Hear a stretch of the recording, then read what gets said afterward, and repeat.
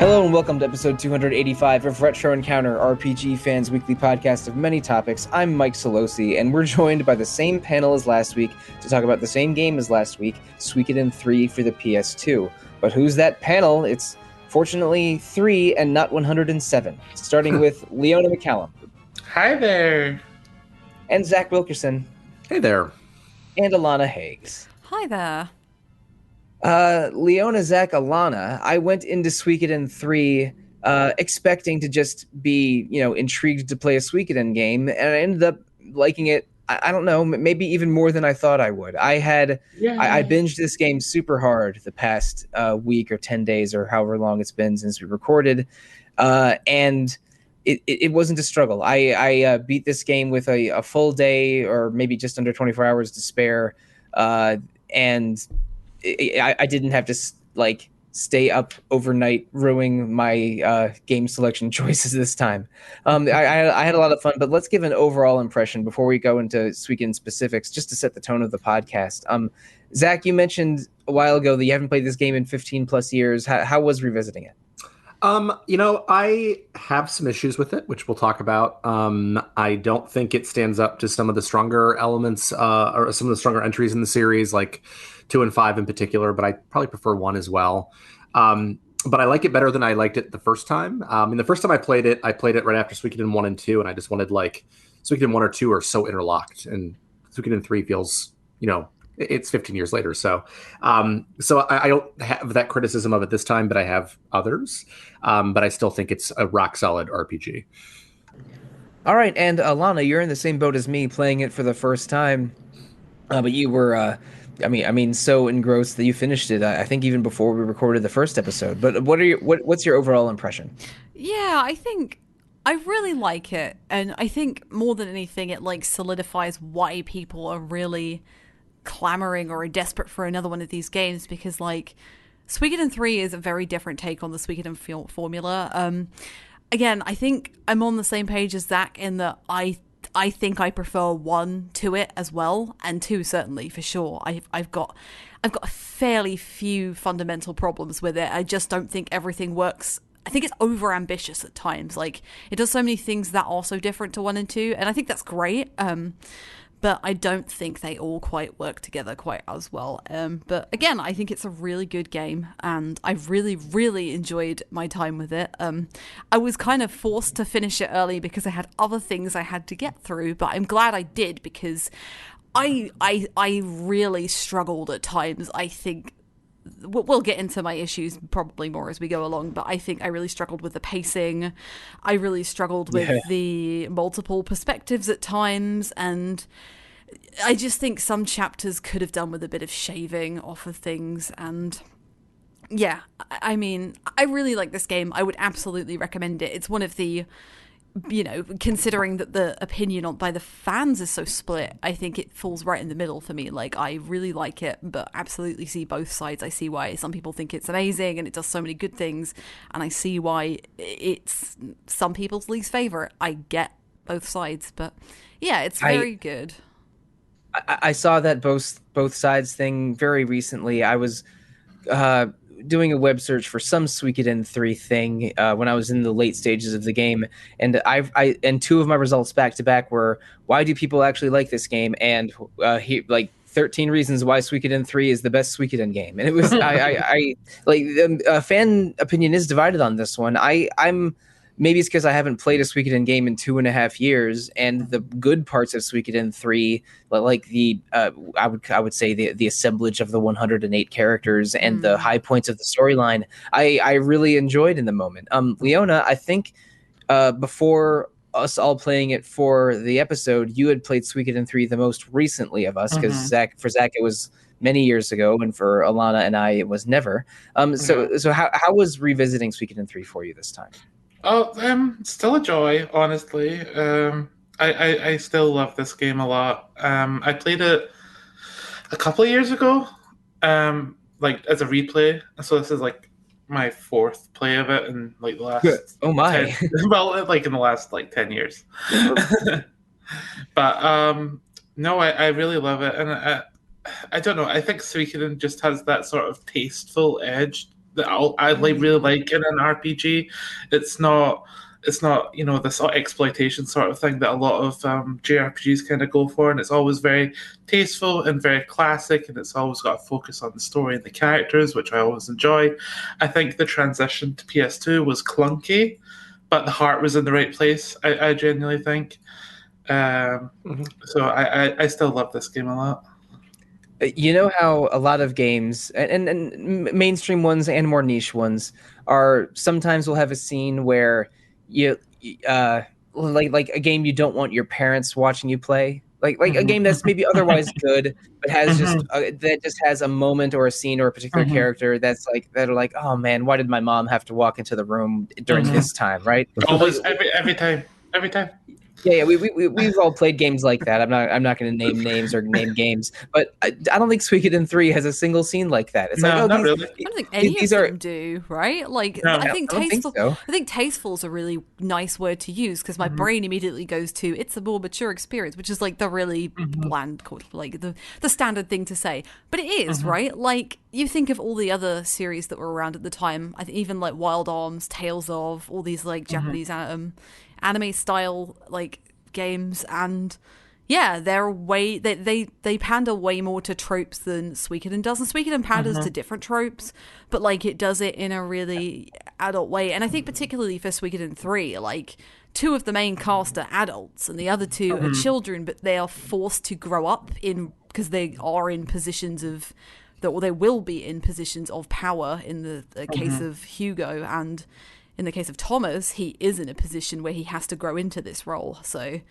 yeah, I think tasteful is a really lovely word to describe this series. Thank you. Yeah, I agree. And I think these games always have a sort of realistic and true emotional core to a lot of their characters, and a lot of them, the main story beats, where it's like you don't have to make these big leaps of logic really to understand a character's motivations. You can understand them pretty well, and they're always pretty realistic. Yeah, agreed on all counts. Like this is a game that was sort of tastefully. Oh my. Okay, there are some tasty parts. There is a cooking mini game, and a recipe hunting side quest. So this game is and a lot of people just come equipped with food. But so this game is tasty and tasteful at different times. And again, like there's maybe because the story has so many moving parts, and because there isn't as much, I don't know, anime BS that makes me roll my eyes at other games. This weekend series as a whole, and 3 being emblematic, this is a game that's an RPG that's a little bit more grown up than a lot of the a lot of the mainstream series that we've talked about on this podcast a lot of the time. But let's go into the actual Suikoden 3 story. We really only introduced the main characters in the previous episode, and each of the 3 let's say flame champion candidates has their own first 3 story chapters that you can complete in any order. You can do all the 3 Hugos, then 3 Chris's, then 3 Ghettos, or 1 each in a loop-de-loop, as long as you stay in 1, 2, 3 order for each character.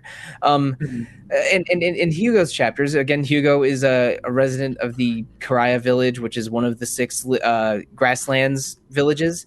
And in his chapters, he journeys to Vinay del Sexe, then goes back, then sees his village burned to the ground. His close friend Lulu dies, and then him and his companion Sergeant Joe from the Duck Clan visit other grassland villages, including the Lizard Clan's city. And in his chapters are the only place where you can go to the Great Hollow where the Lizard Clan lives. And in sort of an attempt to just to find his friends and family from Karaya to make sure they've gotten out okay. A lot of them are in Great Hollow.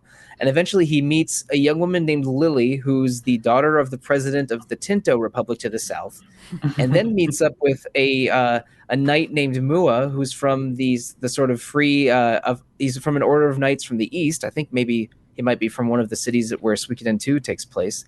And then you also meet a man named Halleck, who is a barbarian sort of type from the north.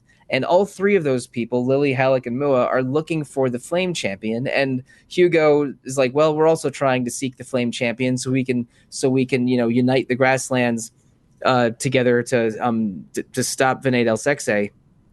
I should say, stop the Zexons or the Ironheads or whatever. And so the four of them plus Joe and others end up journeying around. And after you do an event at Chisha Village, the elder of Chisha says, "Well, okay, you've helped us and I trust you. So here's where the Flame Champion resides." And all three of those chapters, the Hugo, Chris, and Ghetto chapters, end with "Let's go to this secret Flame Champion hideaway."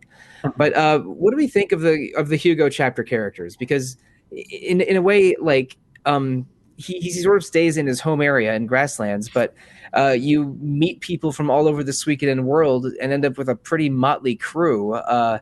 Of which Lily is probably the most amusing, and I think Joe looks the least grounded, but might act like the most grounded of them all. So what other game can you think? There's like the Duck Clan village, and they're this serious group of like militant ducks. Like they're so well animated, and Sergeant Joe's really good because he's like a father figure to Hugo in a way, isn't he? Like I didn't bring this up last time, and I wish I had. But I'll bring it up now. Like the bit Hugo's a frustrating character for a while because he's 15 years old and he's just watched his best friend die, and all he wants to do is take revenge. And there's that bit where he meets Chris, isn't there, and he like stares her down and he's like, "I hate you."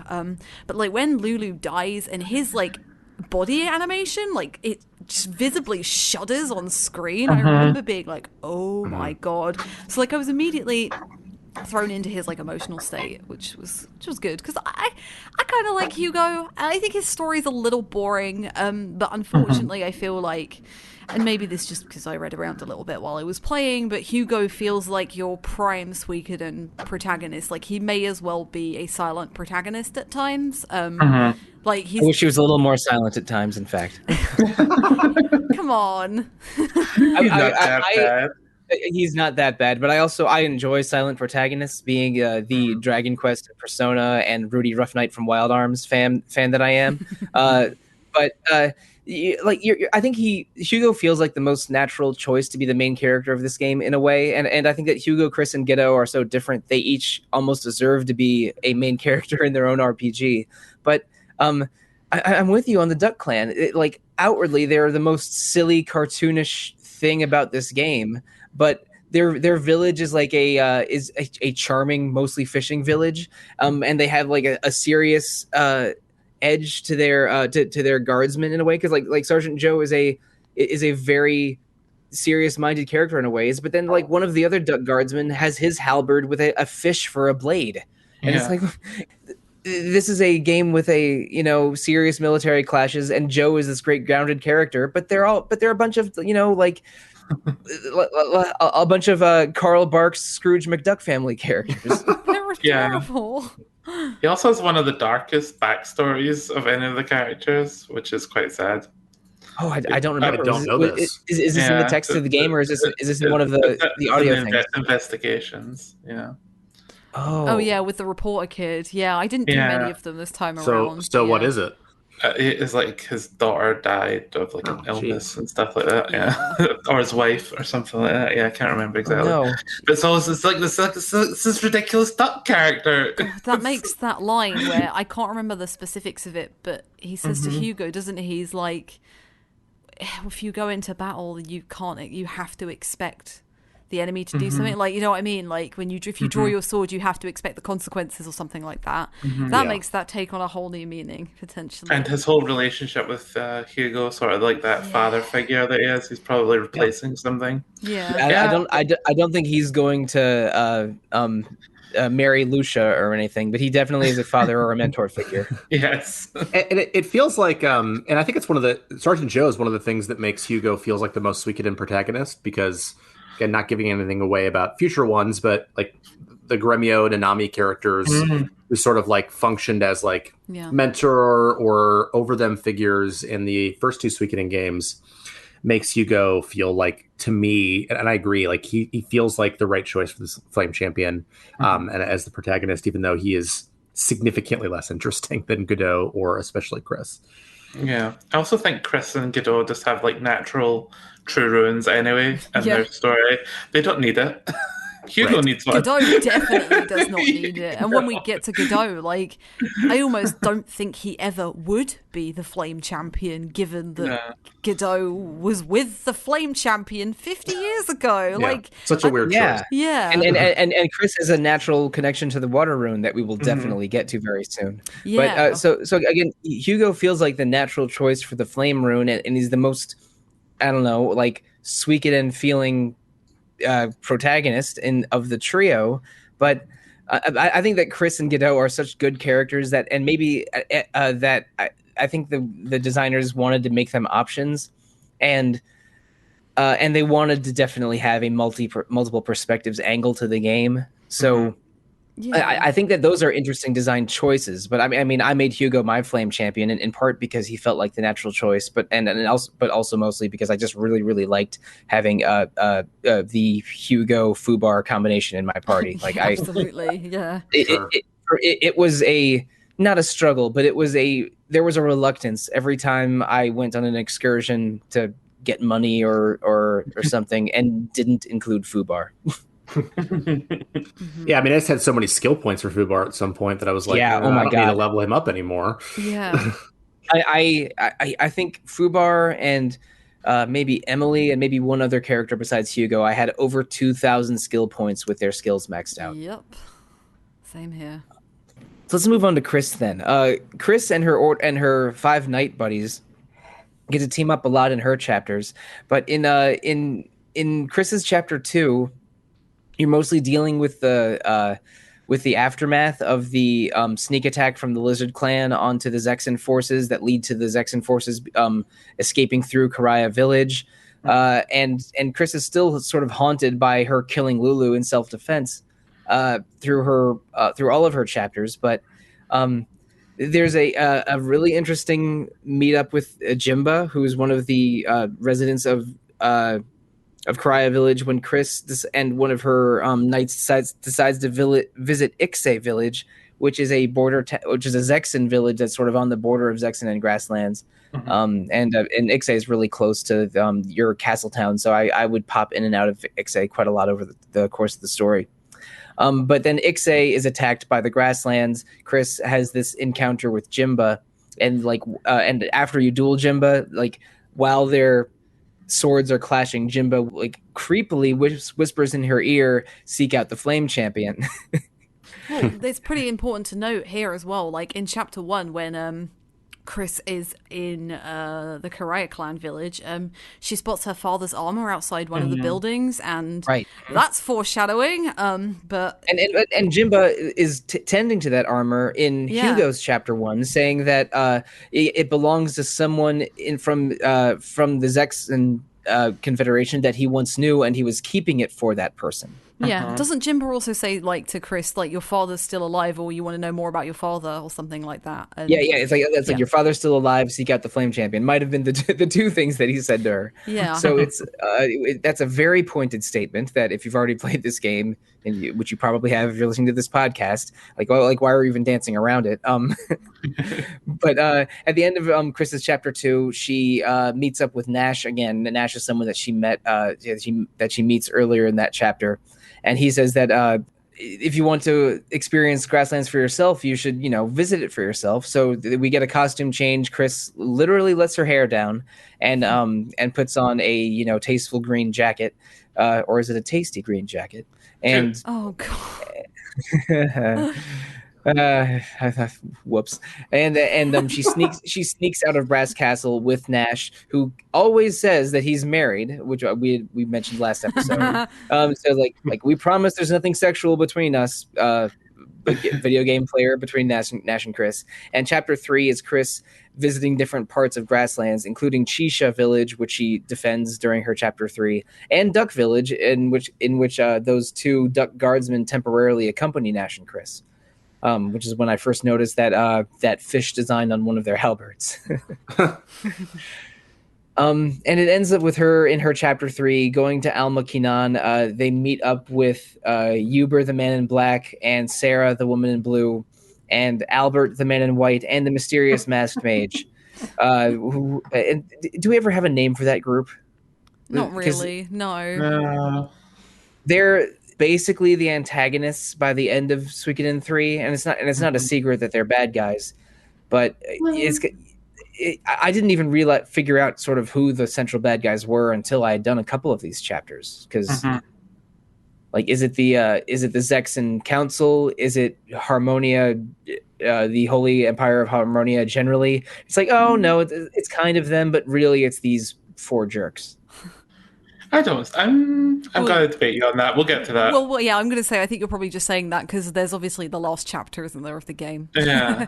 But yeah, I guess that's the point, though, isn't it? Like, I think both Suikoden 1 and 2 do this as well. Like, it's not like who the bad guy is it ever. Like, and Suikoden 3 probably does it most on the nose. Like you mentioned the multiple perspective systems or the Trinity Sight system. Like, this game is very, very, very obvious about telling you that there are multiple perspectives in this war, and like everybody has a different villain and a different good guy and everything. So yeah, it's absolutely fine. I think it's understandable that we'd all be like, well, I don't really feel like anyone's bad, but like that's always been the point of this series, I think. Like, I mean, I know Luca Blight was evil, but like at no point did I ever think that Joey was bad in Suikoden 2. Like, he did bad things, but like, you know, that's life, baby. Yeah.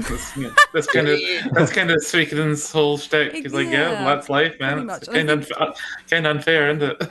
Yeah, I think it's. I think maybe this might be one of my bigger issues with Suikoden 3 is like I think it's a little bit too obvious. It's trying to ram it down your throat, kind of thing. Like nobody's bad. I'm like, yeah, I know this because the last 2 games were kind of like that a little bit. Like, but.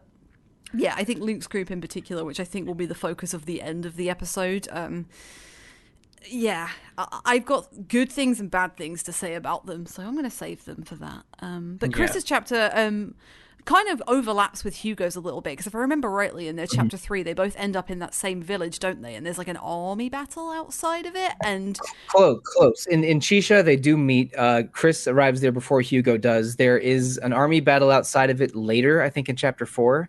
But you just sort of fight a squadron of those beetle knights, led by Franz, and I think Chris and Hugo, or maybe just Hugo, fights Franz directly. But maybe, but there's definitely something where you can make a choice, and depending on what choice you make in one chapter, you don't have to duel in one chapter. I don't remember where it is, but it's the village where Sana is, so the one who takes that's Chisha village, but but they go different places after Chisha. Yes. Hugo goes directly to the Flame Champion hideaway, and Chris goes to Almakinan, the forest village of only women, and has a rather heartbreaking scene with Yun, one of the one of the girls there. Yun has precognitive gifts, and I think is Yuiri or Yumi Yun's sister, or do they sort of all call each other sisters in that village? It's hard to tell. Yeah, I'm not sure. I don't know if it, as you say, if it's just we all call each other sister, or if it's like her biological sister. Right. So there's 3 women from Almakinan that sort of interact with the party. The youngest of whom is Yun. She can see into the future. When Chris and her team visit there, they're apparently not against men visiting the village, because there are some men in Chris's group.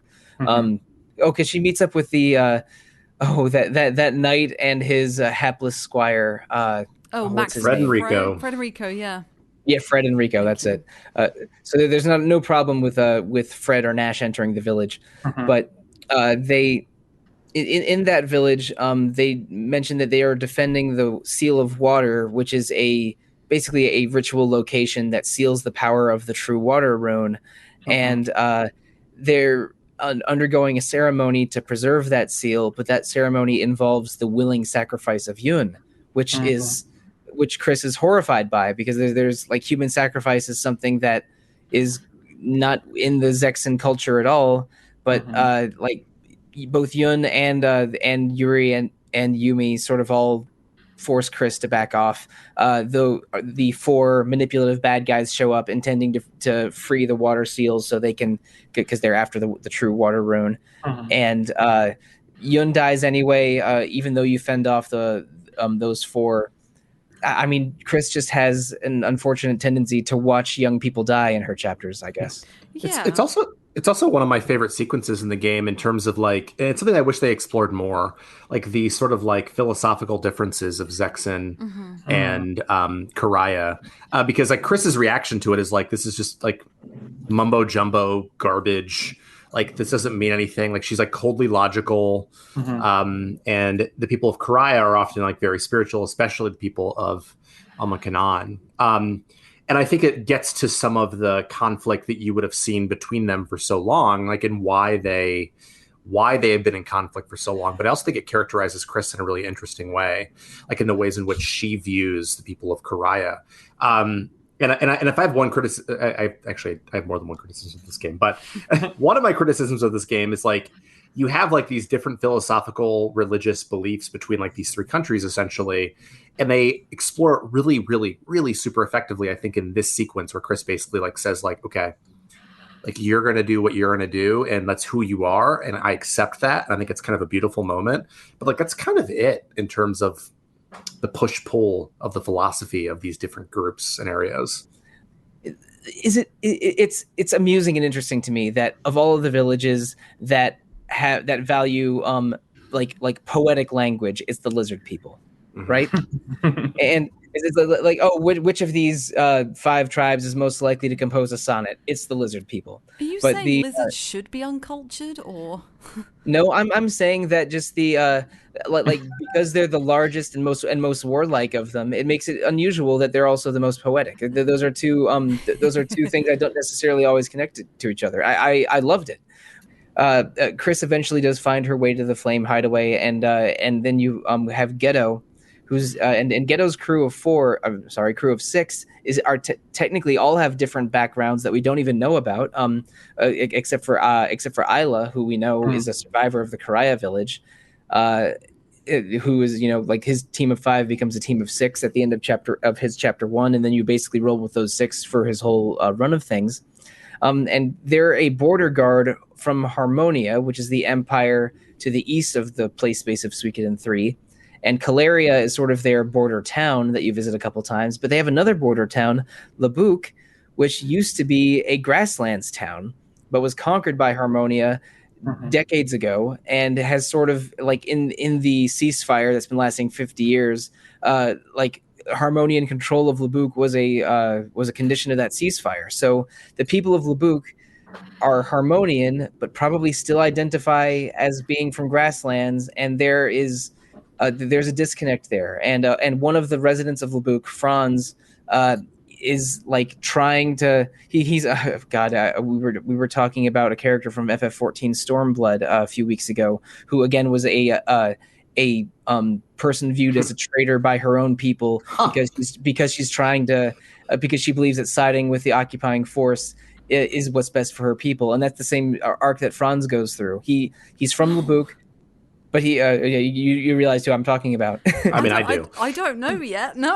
It's an RPG fan podcast, so FF14 will come up eventually. But like Franz being from this grasslands tribe that's part of the Harmonian Empire, but his struggle is just another like aspect of a game set during wartime that is just, I don't know, it's just an interesting angle not otherwise explored in Suikoden. I thought it was I mean going between Caleria and Labuk and going and like hiking up and down that mountain path a bunch of times isn't much fun, but that sort of character arc I thought was great. Yeah, I mean, like that brings us to one of my favorite scenes in the whole game, which is a little jumping ahead a little bit, but we're talking about Labuk when they free Labuk later in the game. The punch. Yeah, and Godot, like, and all the people of Labuk kind of hate Franz because he's like, they think he's a traitor to them, sort of like Fordola. When Godot punches him and says like, "What did you do? You didn't do anything." Oh, it's amazing. It's such a good scene. Yeah, it's really good. Yeah, that's in chapter 5, but maybe my favorite Godot scene in the whole game. But amusingly, when it's time to go to the Flame Champion's hideaway, instead of like obtaining a treasure map like Chris does, or being told by the elder of Shisha Village like Hugo is, Ghetto's just like, nah, I know where it is. Let's go. Yeah. Yeah, there's a scene at the castle, isn't there? Because we haven't talked about the castle at all yet, really.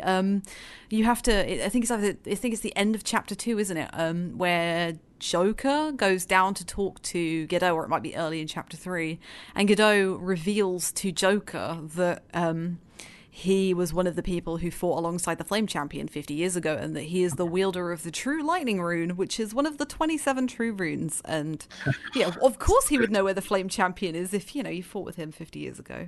Yeah. He was one of the Flame Champion's lieutenants, and you get to use the True Lightning Rune through all of Chapter 3, which rules because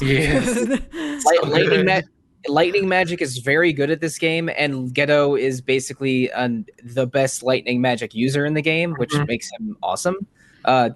Zach, I think you mentioned that in the previous episode, and it became clear to me very soon after Ghetto shows off his rune to Joker. But you're right. That's in Vinay del Sexe when they're obtaining a new mission from one of Ghetto's contacts, who ends up being one of Chris's knights, Salome. Yeah.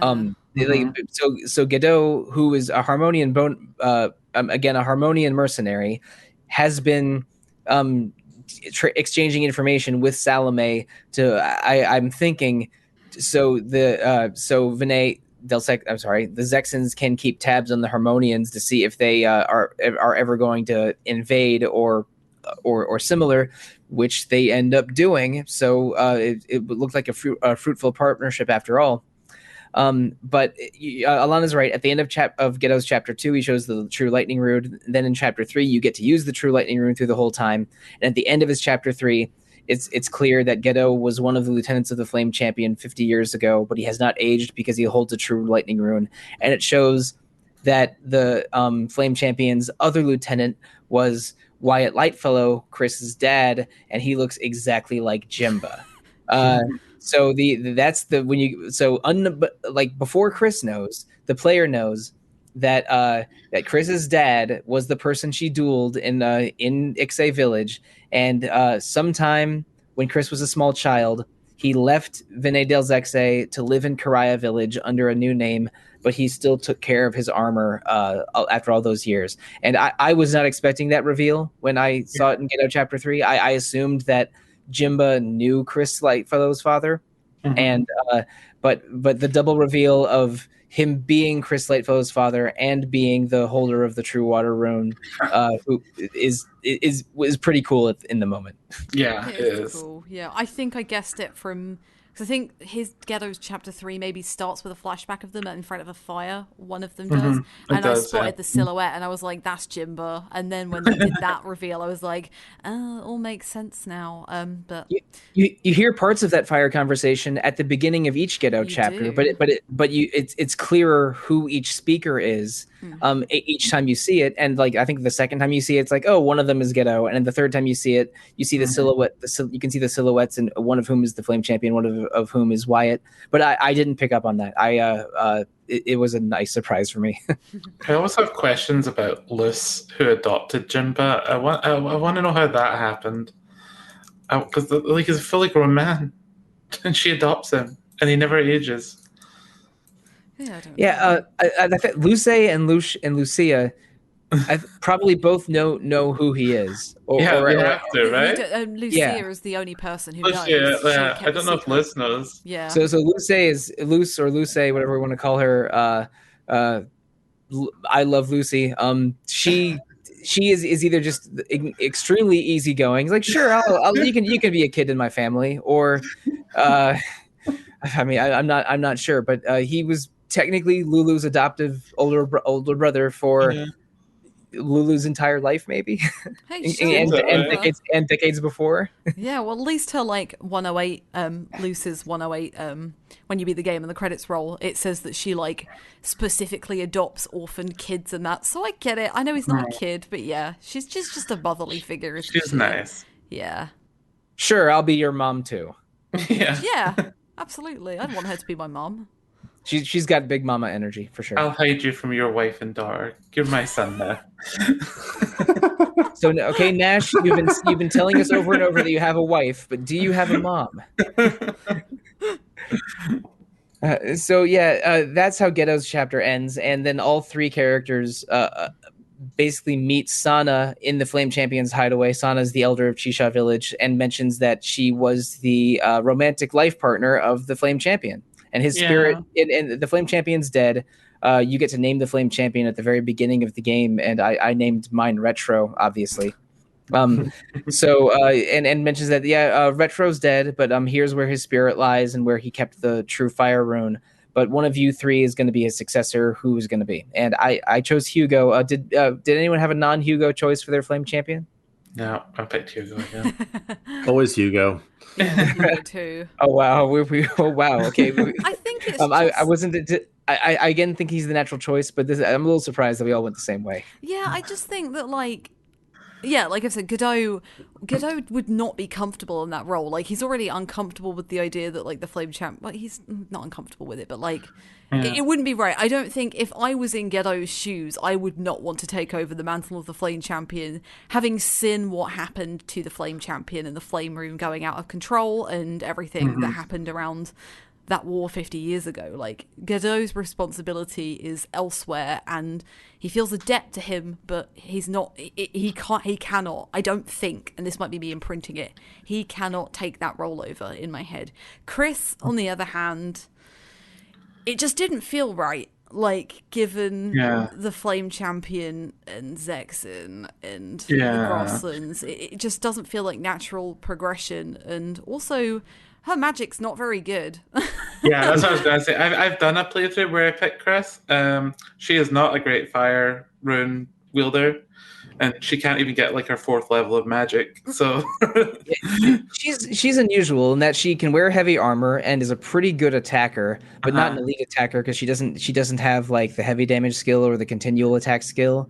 And her only decent magic is water, but she can't even like go very high in the water magic skill. So I think the best use of Chris is letting her have the true water rune and be basically a healer that's extremely difficult to kill. Yeah, which is not a bad thing to be, but still she's not like the best lightning user in the game like Godot is, or an extremely good attacker like Hugo is. Yeah.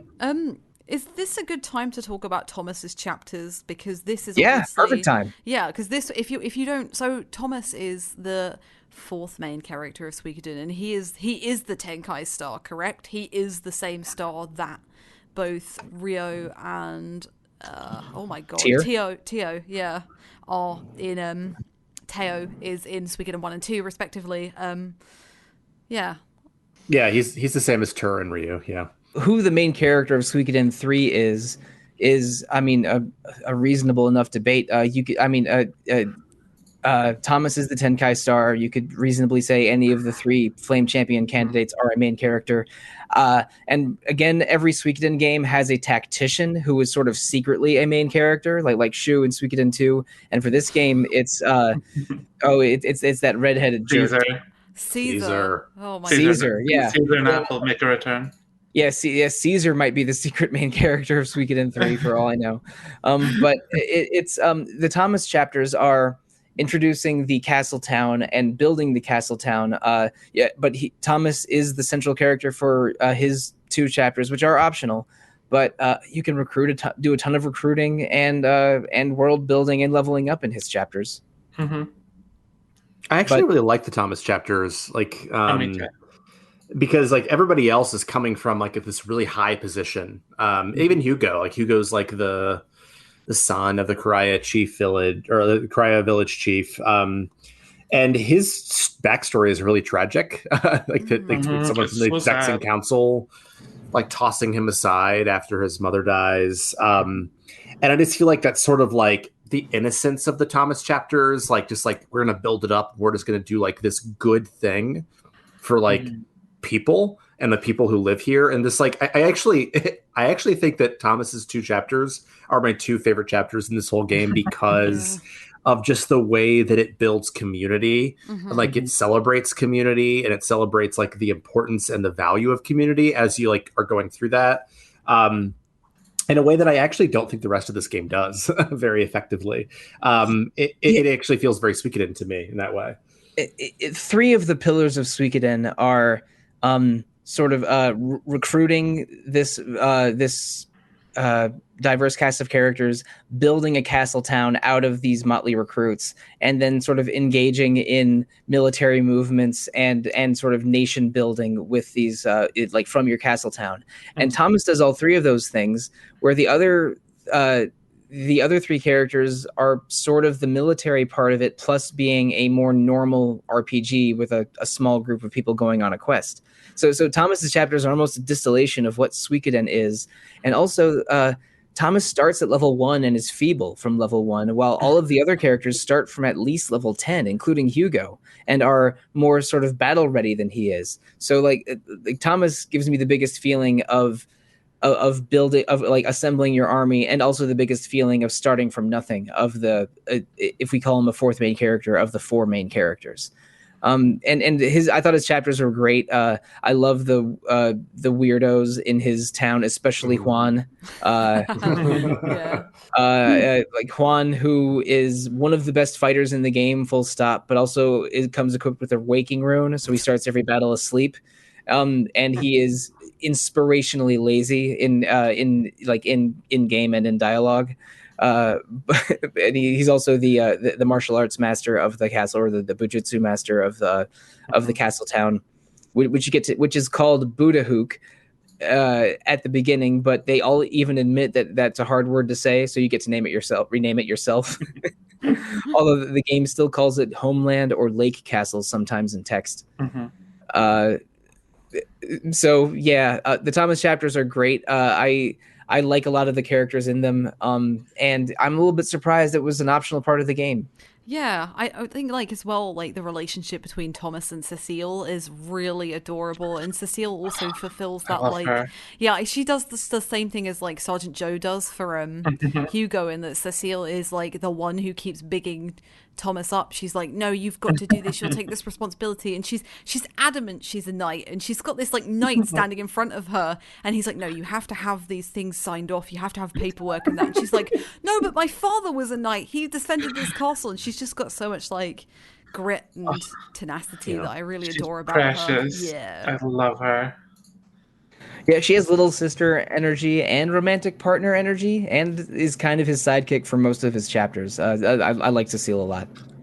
Romantic partner energy. I did not get that. I think she has a crush on. I think she has a crush on Thomas. I do. nah. She's very devoted to him, and for knowing him for such a short amount of time. But that's I don't know. That just might me be having my my romance goggles on, where I see relationships when they don't necessarily exist. She's just an overly dedicated knight, isn't she? She just wants to be where her father is, like immediately. Like, yeah, it's okay. And how many knights do you know that wear like schoolgirl uniform skirts? Hey, she's adorable though. And knee socks. It's like that's a choice system.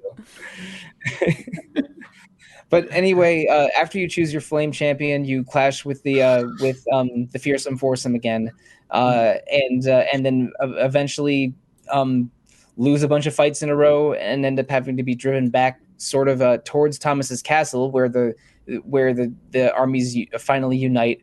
Then through some more strategery with help from Caesar, you fight back the forces of Harmonia and sort of regroup and start chapter 5, at which point, and it's sort of in the middle of chapter 4, a lot of dialogue at once, which involves Salome and Ghetto's group and all of the leaders of the different grasslands villages sort of revealing what's been going on this whole time, which is the Zexan Council has been having dealings with Harmonia to hand over grasslands to the Harmonian Empire by using the Zexan army as a pawn to fight the grasslanders for a while, get the grasslanders sort of off balance, and if not decimated, then at least distracted, so that Harmonia can come in and sweep up all the grasslanders, and then with Zexan and Harmonia entering an economic partnership,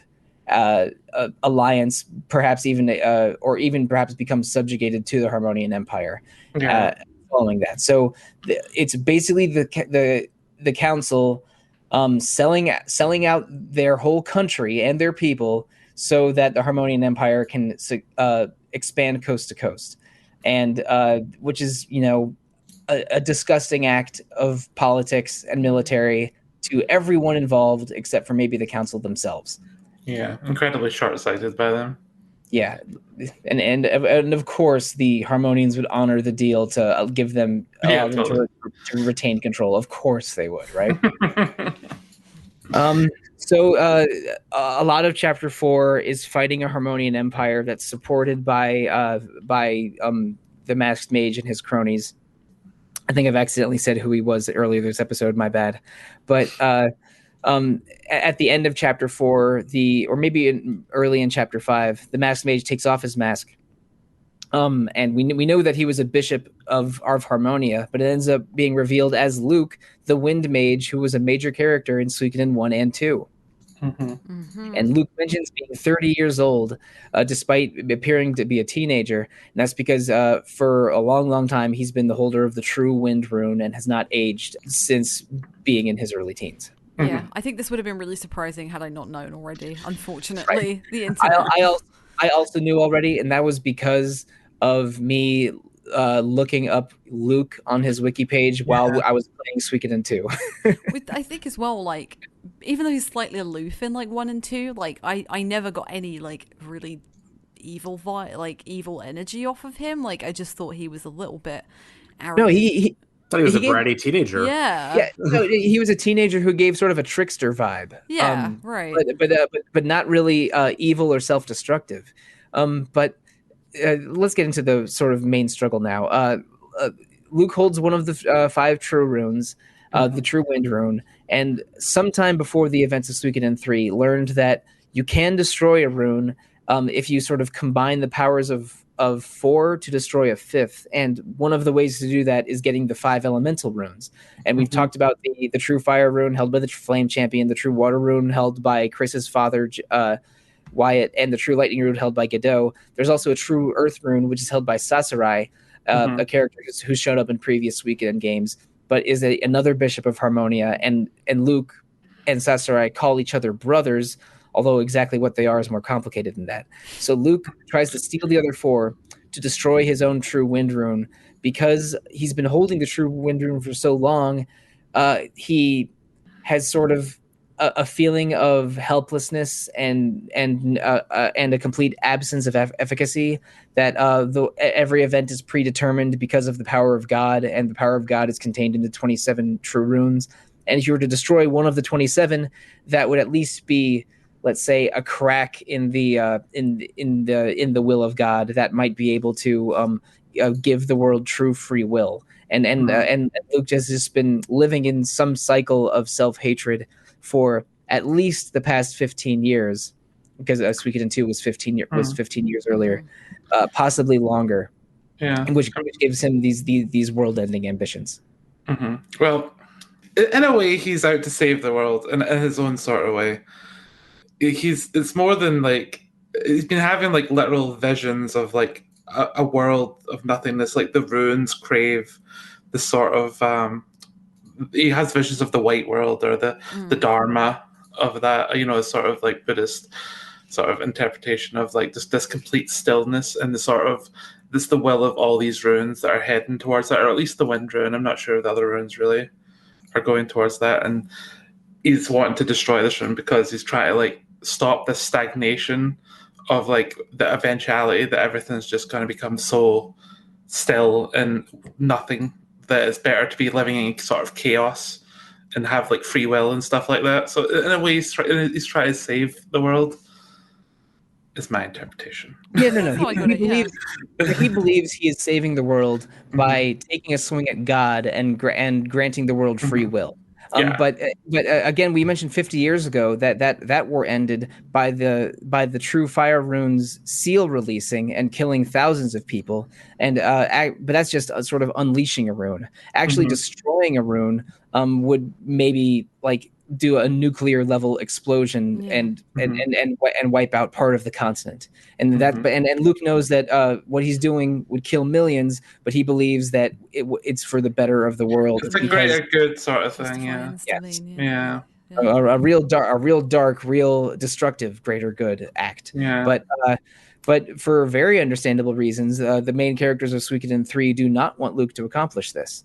And Luke becomes the central antagonist at the end of chapter 4. And also, we should mention the end of chapter 4 is what happens is when Chris discovers who her father is, because you go through some a dungeon of ruins to obtain the true water rune, and on his deathbed, essentially, Jimba/Wyatt hands over the rune to Chris, but the water rune becomes unsealed just before that happens. So so the entire second half of the ruins is covered in ice, and you have to fight a giant water dragon to get there.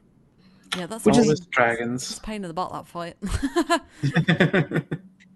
I don't really think any of the winnable fights in Suikoden 3 were that hard, but that was one of the tougher ones because it has 9 icicle buddies that keep attacking you. Yeah, they respawn after every turn. Says you with all the fury runes, may I add? Hold on. I don't think he had as many fury runes as I had. I only had 2 fury runes, but I didn't grind for them, so I'm lucky in that regard. I had 7. It's fine. God. I had one of them on Fubar and one of them on Emily for basically the whole game. I had one of them on literally every character in my party at almost all times. The game was not very hard after that. So you didn't even have to use that jongler spell that has a chance I to still did. everybody. Oh. Break the game. We'll talk about this later, but I beat the last boss in less than a turn. So I did beat the final boss in 3 turns and thought I was a baller, but I died 4 times. Oh my god! I hate this series now. It's not fair. The RNG hates you, Alana. It does. To pull it back a bit, did anyone think this did not have any emotional punch at all with Chris finding out that her father was Wyatt? I agree. I mean, like at this point in the game, like it's still not text until after Jimba dies or Wyatt dies, and she says like "Bye, Dad" or something like that. I don't remember what she says, but like he never tells her. Like, can you find out why he never tells her in the final chapter of the game? But like in an effort, and I feel like they do this a lot in this game, in an effort to like obfuscate the truth in like a build the mystery kind of way, it crushes the emotional weight of things. And I think it happens a lot in this game actually throughout. Yeah, it's just really sudden. They don't really deal with it at all with her. Like, apparently, Chris's entire journey was to like, I don't know, part of the journey was to go and find her father because that was what Jimba said to do, go to the Flame Champion because you'll find out something. It's like, you could have said something there, or like there could have been something else. Like there's just something missing. I don't know if it's any different if she's the Flame Champion. I'm assuming not. And having read around a little bit, I haven't seen anything like if there's any more emotional development there. But like, yeah, it was like I really like Chris, but like this was just like a kind of he's your dad. Oh no, it's like it felt like a convenient way to have the entire main cast, or at least the entire main 3. Have a true rune each, if that makes sense. Yeah. My biggest criticism of this game is that like I just don't feel the same emotional pull, like the interpersonal politics, like the Pan versus Tio, the Ryu versus Joey, like that interpersonal like emotion versus duty versus like there's a little bit of that with Chris, but like they had an opportunity here with the Jimba thing, and I feel like they missed it.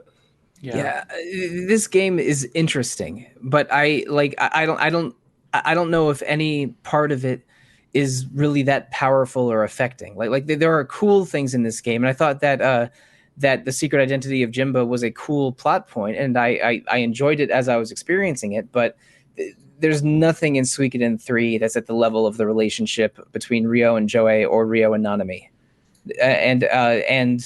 Again, I hate to just compare this to the other Suikoden game I've played, but it like for all the cool and interesting things that Suikoden 3 does, and for as fun and diverse the cast is, it sometimes feels a little wooden. And I don't know if this I understand not feeling emotional weight to what was happening, even though that's a scene that should have a lot of an emotional weight to it. At the end of chapter 4, you have 3 true rune holders with your flame champion plus water and lightning, and I think if Chris or Ghetto chooses the fire rune, then their natural rune goes to Hugo. A non-spoiler guide alluded to that to me, even though I didn't actually get to see it. But in chapter 5, everyone's at the castle. You're sort of regrouping and trying to accomplish small things. Hugo at least in my game with Hugo as the flame champion. Hugo defends Brass Castle from a Harmonian force. Ghetto travels to Lubuk to try and drive the Harmonians out of there, and Chris goes to Alma Kinan because they received a message from there that they're in trouble. But all 3 of them basically ended up being traps by Luke's group, and Luke steals the true runes of each of them in succession. I think the order is Ghetto, Chris, Hugo. And Luke. I think that's true regardless. Yeah, right. I think so. And Luke also steals the true Earth rune off of Sasarai. And you also find out that Nash has been working with Sasarai behind the scenes, because I think Sasarai's turned up in a couple of the army battles. He comes out of nowhere and he's got this ridiculously powerful lightning spell that you just have to run away from him. Luke obtains all 5 true runes, including his own true wind rune, during chapter 5, and then goes to a quote ceremonial site end quote that's at the sort of the north end of the map, and to try to accomplish his task of destroying his own true wind rune with the power of the other 4 runes. And at this point, your armies sort of all combine, and that's the final act of the game. And with the last characters joining you being them Duke boys from the Ghetto chapters, plus Sasarai and his attendant Dios, all sort of joining back to back. And at that point, if you've collected every single person in the 108, you should have 104 stars on your star tablet. Yep. The ceremonial site is where the final battle of the game is. You fight a sort of giant wind bird version of Luke that I think might be a mythological bird from Hinduism, or at least an approximation of one. And with 4 elemental crystals backing him up, not unlike Kulex in Super Mario RPG, maybe. And after that fight, you get your sort of your victory screen with the world entering a more stable state, but everyone going home together, but no true end credits yet, because if you've collected all 104, then you get a special 6th chapter in which you see all the machinations of what Luke's been doing since the beginning of the game. Mm-hmm. What do we think of the main quote bad guys as a whole?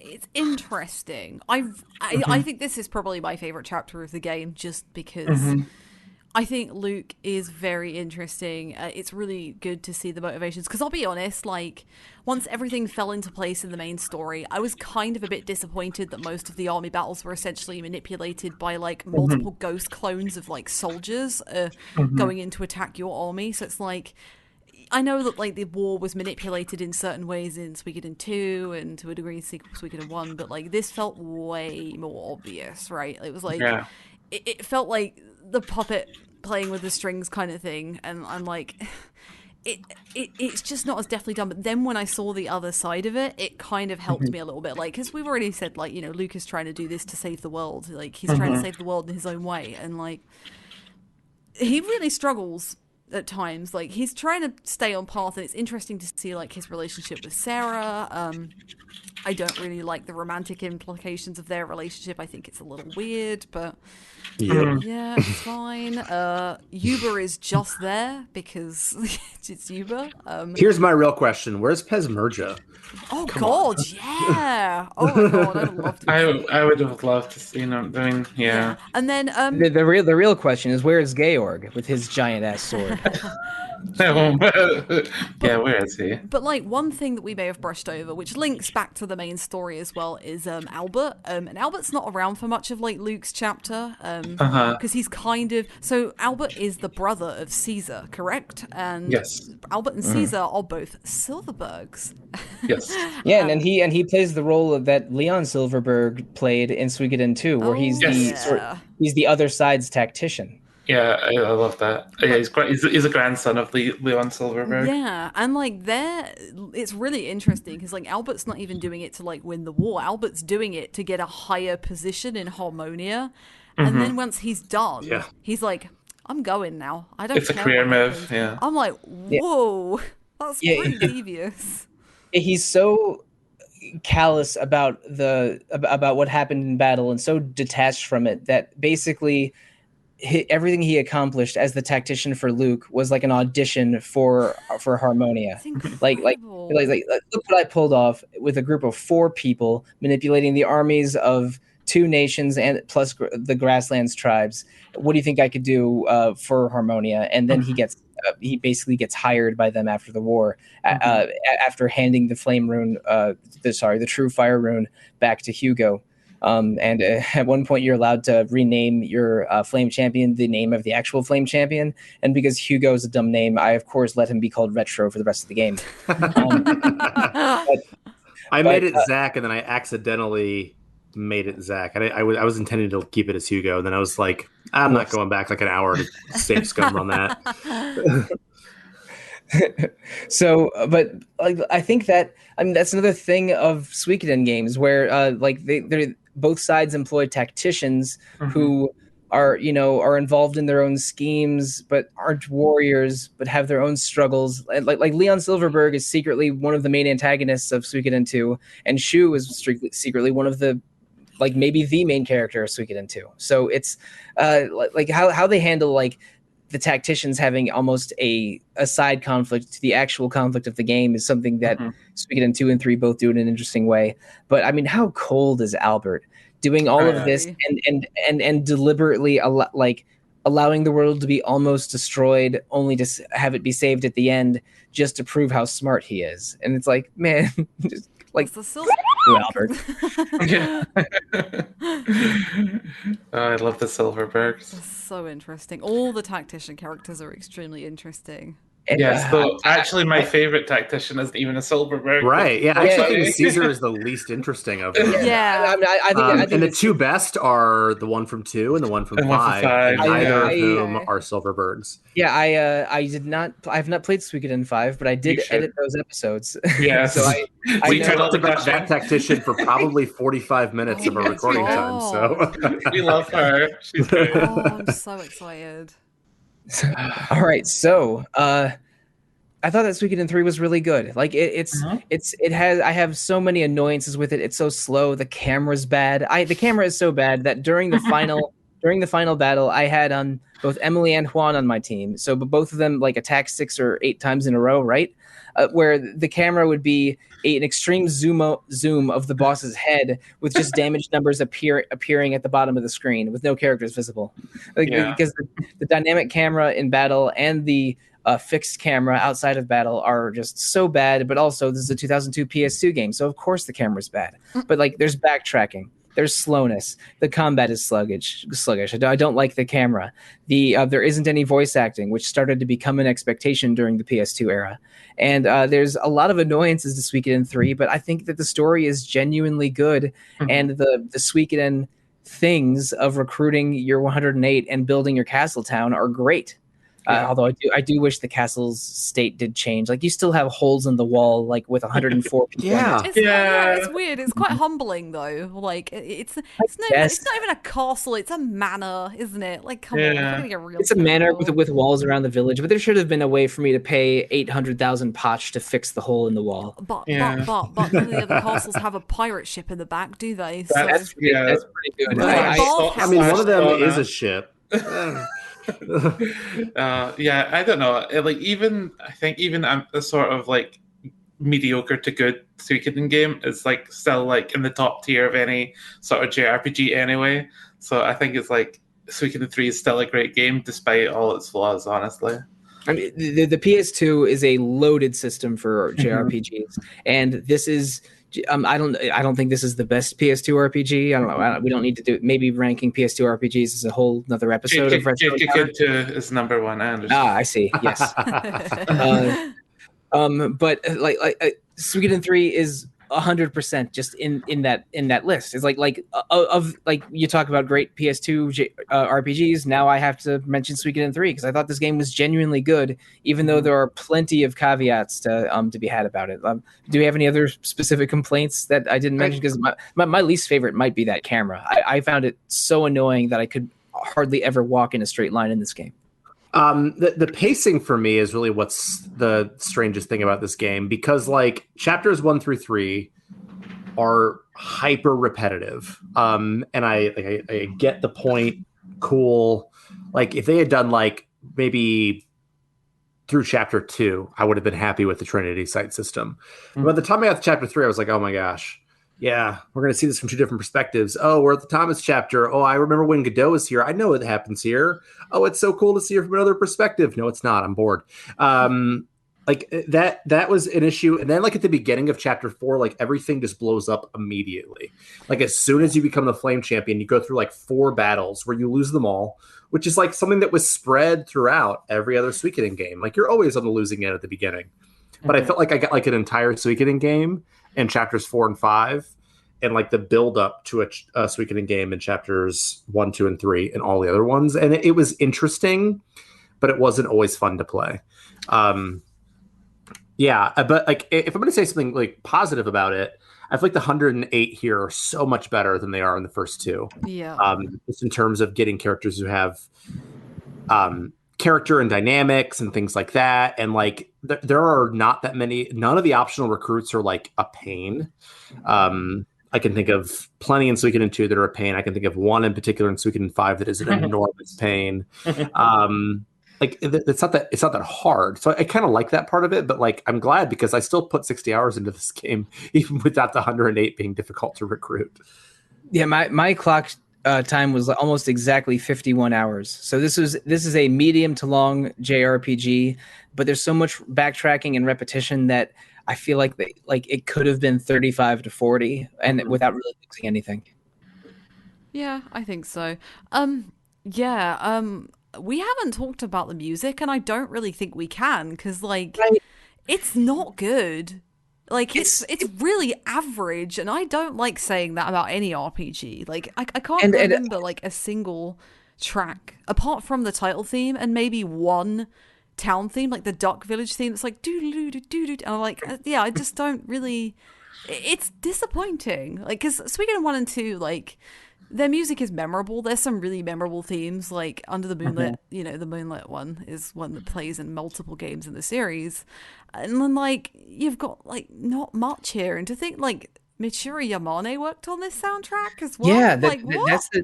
that's the big disappointment to me, is because I adore Michiru Yamane's Castlevania music. And I can recall at least one song from each of her big Castlevania soundtracks, or maybe the entire soundtrack in the case of Symphony of the Night. Yep. But this feels like her opportunity to contribute to a score of a big RPG, and like that is so interesting and exciting for me. And the result is a little boring. Like I can only remember a couple town and battle themes and the main opening theme, which I don't believe she did.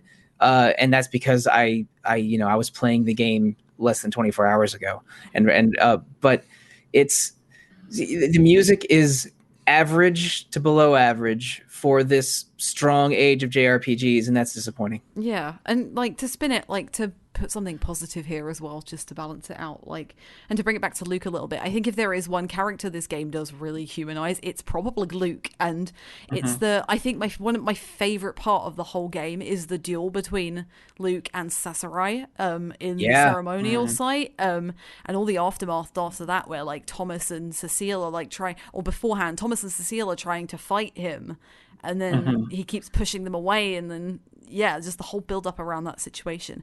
And the reveal at that duel that Luke and Sasarai are sort of quote brothers unquote is because they're both clones of the Grand High Priest of Harmonia, Hikusaka. whose name Hikusak. I could not remember his weird vowel-laden name. But like Hikusak's ambition is to gather as many of the true runes as possible, and because Hikusak is able to hold a rune, I think he has the circle rune. He's made it. They developed cloning technology or homunculus technology to make young or appearing to be young clones of Hikusak to collect the runes, and Sasarai and Luke are two of them. And Luke, the weird spherical crystals that he used to steal the true water, lightning, and fire runes over the course of the game are basically crystal vessels that are like the seeds for future clones. And when he shows it, when he shows an empty crystal a couple times, they have like eyes and a brain floating in them, which is creepy once you realize exactly what it is. Is like this is all of the DNA material for a human, and it can hold a crystal because they're clones of a crystal bearer. Yeah. I'm sorry, a rune bearer. Whoops, crystals. Rune. I've played a lot of games where you're collecting crystals or runes. Yeah. A shout out to Seventh Saga for the Super Nintendo. But like that reveal that like Luke discovers this maybe not 30 years ago when he was born, but sometime recently, and like the revelation that he's a manufactured human, that there's no such thing as free will because of the power of God, and that he'll be living immortal with these thoughts and ideas, and sort of and seeing the past and future through holding the true wind room was too much for him to bear, and that's what made him snap and start all the events of Suikoden 3. Humanizes him as a villain in I thought was a pretty good way. Like Luke went from being that wind kid from Suikoden 2 to a really memorable Suikoden character for me, and at the end of this game when you learn all this. Oh, go on. Go ahead, Alana. I was going to say, there's the one line I was referring to earlier that he says, I can't remember the exact bit, but he says it to Sasarai. He says, I hate you more than anything in the world, but more than anything, I empathize with you. You're the only person I empathize with. And that just takes that coupled with him. It's because Sasarai reminds him of Hikusak and reminds of him of being a clone, essentially. And it just really drove home. That was like maybe the one moment where I was like, okay, now I feel something here. Like, not to say that I didn't like get attached to anybody, because I did really like Hugo by the end of the game. I think Gedo is a really cool character, but like he's still so enigmatic by even the end game. It's Gedo is so aloof that he was the one of the three main characters I struggled to connect with the most. But by the end of the game, I went from sort of disliking Chris in her first chapter to really thinking she was maybe the strongest arc in the whole game. I really like Chris by the end. I'm glad, because I know you had like problems with her. I just thought she was too much of a cop. She goes back to being a cop at the end. Yeah, exactly. But this is the only time in history I will support a military coup in fiction. But her true desire is to work with the other knights, probably Salome mostly, to sort of get rid of the council and fix the system from within, which is the only kind of cop I want, is the one that is trying to improve a bad system. Yeah. You were also totally right last podcast with your Boris theory. Right. Yeah. I thought he was either under some control or it was a fake one. And Sarah mentions that she left some kind of beast rune level trap that increases the rage of people nearby. Which is also there before Chris kills Lulu, which I think is important to note. So Chris probably wasn't maybe either Chris or Lulu or both were affected by that. So it's even though Lulu's death was Chris attacking in self-defense, maybe that rage trap or whatever it is, because rage is just a fire rune in this game, but that whatever Sarah did might have affected Lulu to attack Chris, maybe. So there's layers to this game. But before we really shut it off, I mean, we talked about a lot of favorite characters in the previous episode, but now that I've seen them all, I want you to each give me one more. Just it doesn't have to be a favorite, just a character that you either used or enjoyed recruiting or something. And I have to I'll give you some time to think, because I have to shout out the bugs in this game. Ruby and Bright. It was so great seeing Bright again, fully grown, and Ruby, the giant beetle, being ridden by Franz. For one of the strategic battles near the very end, I think the one right before the ceremonial site, I made my sort of main team that went defeated everybody. Hugo, Fubar, Ruby, and Bright. and because you can't have people ride their animals in strategic battles, and it was so much fun. I got to play Pokemon for a battle with just the teenage main character and his team of monsters. I wish I like the 3 monster characters in this game so much. I could have done with 6 or 7. I wanted more. Like Fubar is such a good boy, and Ruby is such a good girl. Did you go for any of the optional dogs? I know there were 4 optional dogs. I found one of them, but I was concerned about beating this game in time for the podcast, and I was so I did not seek out the other optional dogs. But when I played Suikoden 2 last year, I mean I had the wolf and one of the squirrels in my fight against Luca Blight. Okay, I just love Suikoden. That's an interesting choice. Did anybody go to the dog's viewpoint on the Trinity site? Yeah, and go talk to Jean. I did, yeah. His name's like he looks like a Shiba, and it's is it Kokoruku? What's his name? Koroku? That sounds right. Yeah. It's some combinations of K's and O's, and maybe. And I love his message on the final one. Like he's doing fine. Yeah. If you collect the whole Sentai of dogs, does his message change? I don't know. I've never done it. No, I don't know either. So tell me, what kind of multi-scarved animals can you collect in Suikodens 4 and 5? Animals in 4 are cats. All right. Yeah. People on a boat. We go from squirrels to dogs to cats. What does Suikoden 5 bring to the table? Beavers. Oh, excellent! Yes, of course. Beavers. I gotta track down a copy of Suikoden 5 so I can have. One is a rock and roll beaver with a mohawk and a guitar. It's amazing. Fantastic. And a leather jacket. The beavers are absolutely phenomenal, and they are. That is my heart. But what Suikoden? Back to Suikoden 3. What Suikoden 3 recruits gladdened your heart? Anyone? Did it have to be recruits? Because I was going to say I like Sarah. I do like her. I really that was going to be my pick. Yeah. But yeah. Oh, was she? Good one. Oh, good. I wasn't sure what the room was on Sarah because, like, you know, I can see her being divisive. I mean, she's so devoted to Luke because he was the only she was in a similar situation to him, being having natural magic power. She was like imprisoned and being used by the bishop, and he was the only person that treated her like a person. So they kind of got each other, yeah. I wish they had escaped the ceremonial site, but definitely tragic. died together in it, which is sad. You got the little scene with Leona at the end. Yeah, I do feel for her, and I also, I again, to this house, Suikoden has some great female, complicated characters that are interesting, and I always love it. And I love that she's like a very powerful female character antagonist who is also incredibly loyal and not in like a toxic relationship with Luke. You know, it's a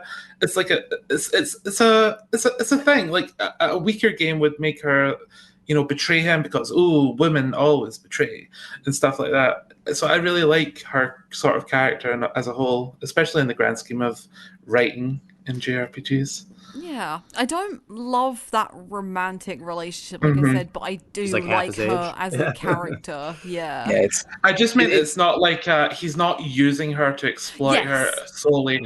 He genuinely likes her. I believe that. Like, he is the fondness of her. Yeah, he genuinely cares for her, but I don't think there's really room for love in Luke's heart where he is as a person. Yeah, exactly. I bet it's not like she's a woman attracted to an abusive man or anything like that. It's just a sad little relationship. Yeah, that she's a woman devoted to an unusually driven man. Yeah. So that's mine. I'm sorry, Zach, I stole it. No, it's fine. It's a good one. I mean, like I said, because I'm not sure, because I just like sort of like know some of the stuff in my head. Like, how much do they tell you about her backstory in the game itself? Not a ton. It's only in Luke's chapter, isn't it? It's when you're at Labuk, isn't it? Just, I think he had told she was born with a ruin, and you know she was ousted from her village. And that she was picked up by Leknot when she was. Does it tell you that she was picked up by Leknot when she was 7, and like Luke and Sarah lived together for many years? Yeah, I think they might mention it. I'm not sure. Yeah, the fa image at the end of the game is a child Pharaoh holding hands with Luke and letting Yeah, it's a sort of little It's goodbye to lovely. their Yeah. spirits. Mhm. Yeah. I mean, I love that last scene too with Yeah. Leknot because like I remember like the first time I played this game, I'm like, why isn't Leknot here? And then like now I'm like, well, duh, because like Luke is on the other side, Yeah. which is really cool. Uh-huh. Oh, I'm sad again. Let's get happy again by talking about some more favorites among the 108 stars. What you got? I just want to shout out Peggy the blacksmith.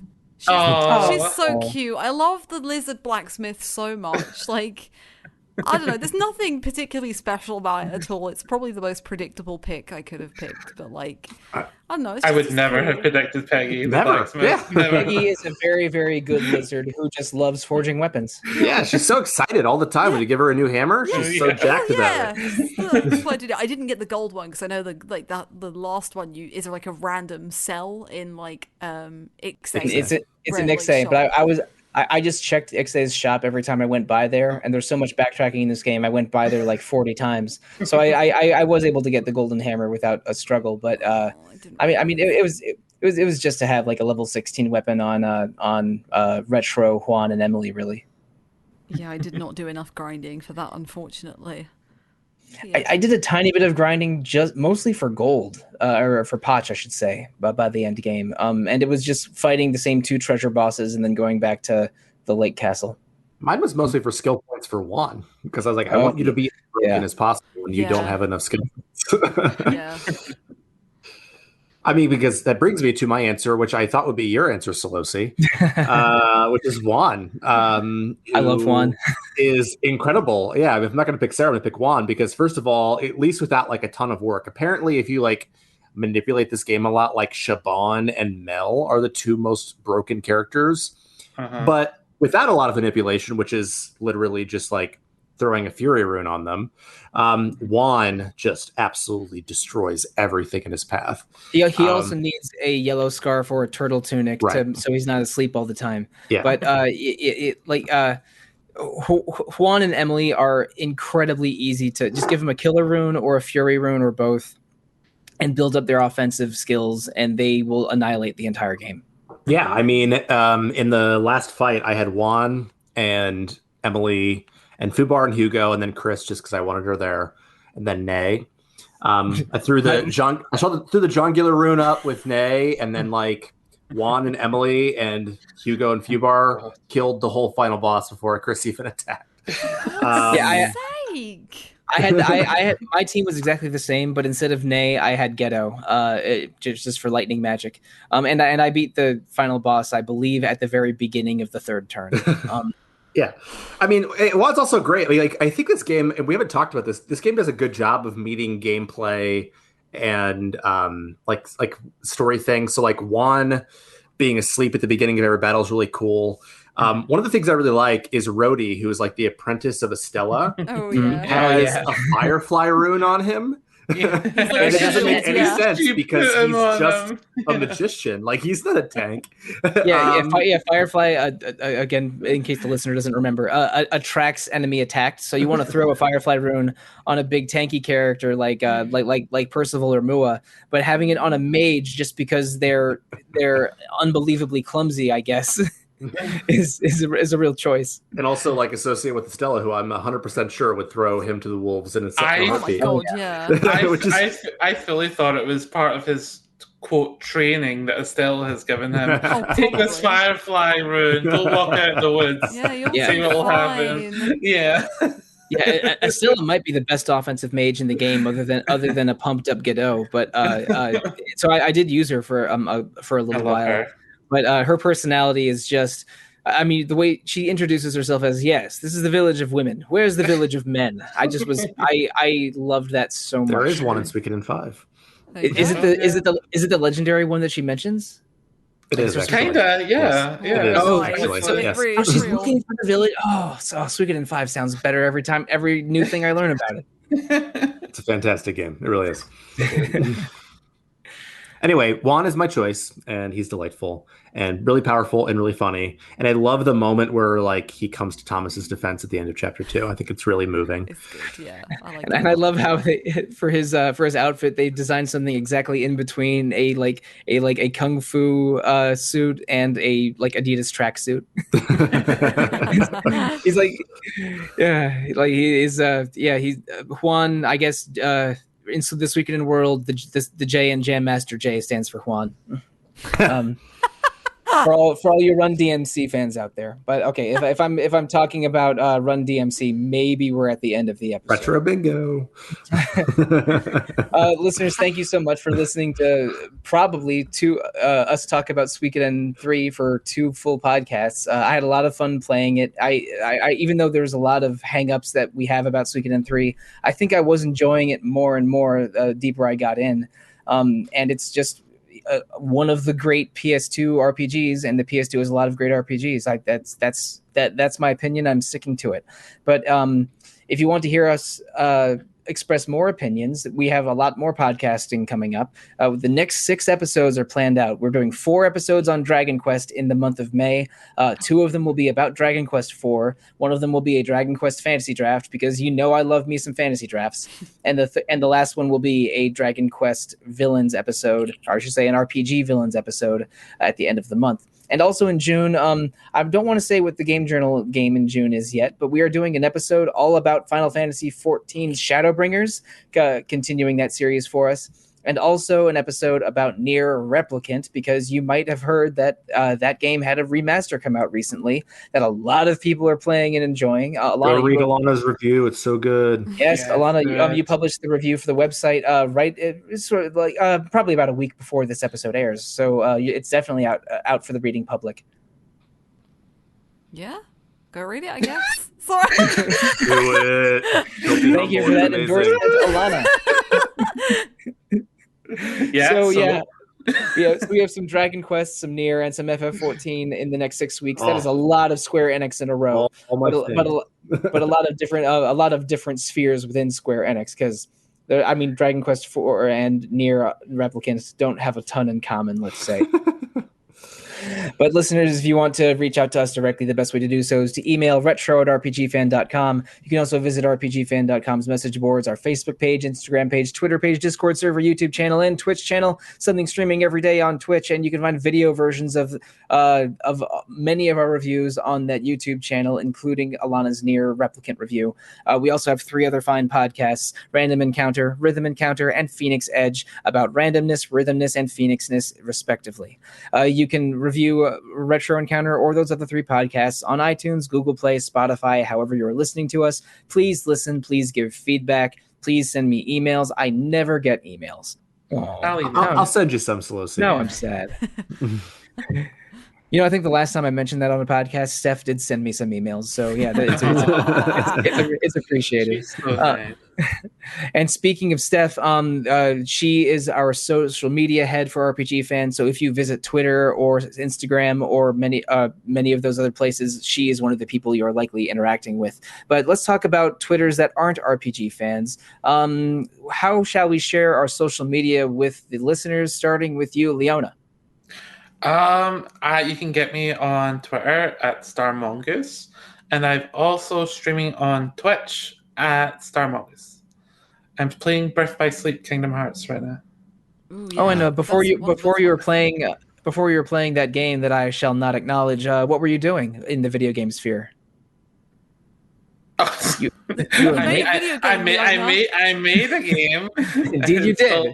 Immortal Saga, and it's going very well, and it's had loads of downloads, and I'm so happy. I'm so happy for you. Thank you. It's a Fire Emblem-esque game, and I'm very proud of it. You should be. And I am happy.